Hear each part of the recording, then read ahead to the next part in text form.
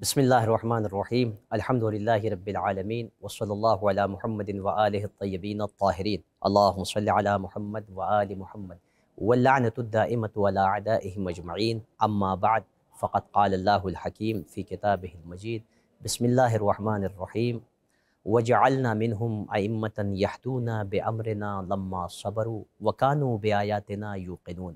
ناظرین کرام، السلام علیکم ورحمۃ اللہ وبرکاتہ۔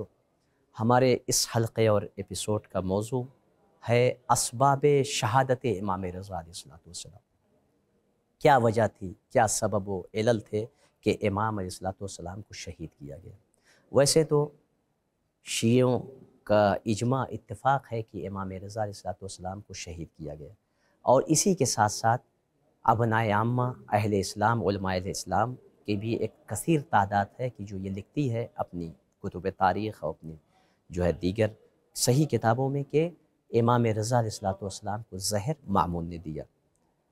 لیکن بعض لوگ انکار کرتے ہیں کہ نہیں، امام کو اس نے ولی عہد بنایا، اپنا جانشین مقرر کیا، اپنے بیٹے کو نہیں کیا، وہ کیسے امام کا قاتل ہوگا، وہ کیسے امام کو زہر دے گا؟ لہٰذا بعض نے انکار کیا ہے، لیکن اکثر اہل اسلام اور اہل سنت افراد کی بھی تعداد ہے کہ جو کہتے ہیں کہ نہیں، امام رضا علیہ السلام کو زہر دیا گیا۔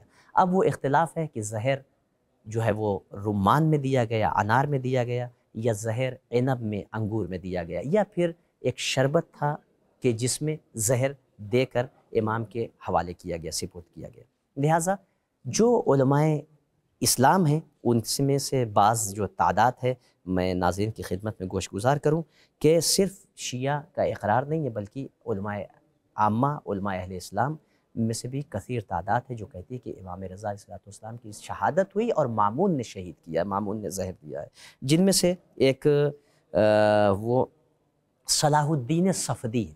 صلاح الدین صفدی کیا کہتے ہیں؟ وہ کہتے ہیں کہ آل امرہ مع المامون، کہ امام کا جو امر تھا، جو معاملہ تھا مامون کے ساتھ، یہاں تک پہنچ گیا کہ الی ان سمہ، کہ اس نے زہر دیا امام کو۔ کس میں؟ فی رمان ہی، یعنی فی اس میں جو انار تھا اس میں زہر دے کر امام کی خدمت میں پیش کیا۔ کیوں زہر دینے کی وجہ کیا تھی؟ میں نے کہا کہ اسباب علل کیا ہیں، تو کہ مداراتن لے بنی العباس، کہ بنی عباس سے حسن سلوک کی خاطر، بنی عباس سے ہمدردی جتانے کے لیے اس نے امام کو رمان یعنی انار میں زہر دیا۔ یہ ایک علت زہر دینے کی، تاکہ بنی عباس جو اس سے الگ ہو گئے تھے کچھ افراد، وہ واپس آ جائیں۔ اور خود امام کے سلسلے میں اس نے اس بات کو اقرار بھی کیا ہے، اس نے بنی عباس کو بعض خط لکھے ہیں، وہ میں آپ کی خدمت میں عرض کروں گا کہ اس نے خود بنی عباس کو خط لکھا ہے کہ جو بغداد میں تھے، کس عنوان سے؟ کہا کہ چونکہ امام رضا علیہ السلام کو اس نے ولی عہد مقرر کیا تھا، لہٰذا وہ لوگ اس سے خفا تھے، ناراض تھے، اس کی اطاعت سے مکر گئے تھے، جو بغداد میں بنی عباس تھے، روسا تھے۔ لہٰذا اس نے خط لکھا کہ تم نے مجھ سے ناراضگی ظاہر کی، کیونکہ میں نے علی ابن موسیٰ الرضا کو ولی عہد بنا دیا، اپنا جانشین مقرر کیا۔ اب کیا ہے؟ اب ان کا انتقال ہو گیا، اب وہ وفات پا گئے، لہٰذا ارجعوا الی الطاعۃ سمعا، لہٰذا تم میری اطاعت کی طرف پلٹ آؤ۔ یعنی کیا مطلب؟ کہ چونکہ امام کی وجہ سے بعض بنی عباس اس سے الگ ہو گئے تھے، اس کی اطاعت سے روگردانی کر گئے تھے، لہٰذا اس نے امام کو زہر دیا، امام کو شہید کیا۔ اور خود اس کے اقرار ہے کہ جب امام کو زہر دیا، اور لوگوں کی تہمت تھی، تہمت نہیں، لوگوں کا اجتماع اس کے دروازے پر تھا، اور سب یہ کہہ رہے تھے کہ مامون تو نے زہر دیا ہے، تو قاتل ہے امام کا۔ اور اس کو خود اس نے اقرار بھی کیا ہے. وہ کہتا ہے اے علی ابن موسیٰ الرضا، اے میرے چچا کے بیٹے، مجھے نہیں پتہ، مجھے نہیں سمجھ میں آ رہا ہے کہ کون سی مصیبت میرے لیے زیادہ عظیم ہے، آپ کا فراق، آپ کی موت، یا پھر لوگوں کی یہ تہمت کہ میں نے آپ کو زہر دیا. یعنی دیکھیں یہ خود کہہ رہا ہے کہ لوگ یوں ہی نہیں، چونکہ اسباب تھے. ان میں سے ایک سبب یہ تھا کہ جو اس نے ولی عہد بنایا تھا امام کو، وہ مقصد پورا نہیں ہو سکا، وہ مقصد میں کامیاب نہیں ہو سکا. لہٰذا یہ چاہتا تھا کہ امام کو تنزل کرا دے، اسی لیے اس نے امام کو بغداد بھیجنے کی خواہش ظاہر کی. امام راضی نہیں ہوئے. لہٰذا یہ وجہ تھی.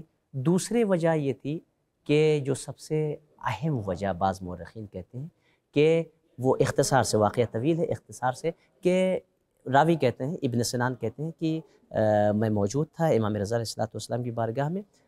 مامون نے اپنے دائیں جانب کرسی پر امام کو مسند نشین کیا، امام کو جگہ دی، عزت افزائی کی. اسی اثنا میں ایک چور لایا گیا کہ جو دیکھنے میں ایک، جس کے اثر سے یعنی پیشانی سے سجدے کے نشان ظاہر ہو رہے تھے، جو ایک متقی پرہیزگار لگ رہا تھا. اسے پکڑ کے لایا گیا اور کہا کہ اس نے چوری کیا ہے. تو مامون کہتا ہے کہ چہرے سے تم اتنے اچھے انسان لگتے ہو، مومن لگتے ہو، اور اتنا غلط کام تم نے کیا ہے.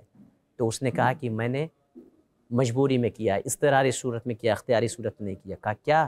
کہا چونکہ تو نے میرا وظیفہ روک دیا، تو نے میری مساعدت مدد روک دی، نہ تو نے خمس سے مجھے عطا کیا ہے، نہ تو نے فے سے مجھے عطا کیا ہے، جبکہ میرا حق دونوں میں ہے. میں ابن سبیل ہوں، میں غریب ہوں، میں ابن سبیل ہوں، لہٰذا میرا حق تو نے نہیں دیا.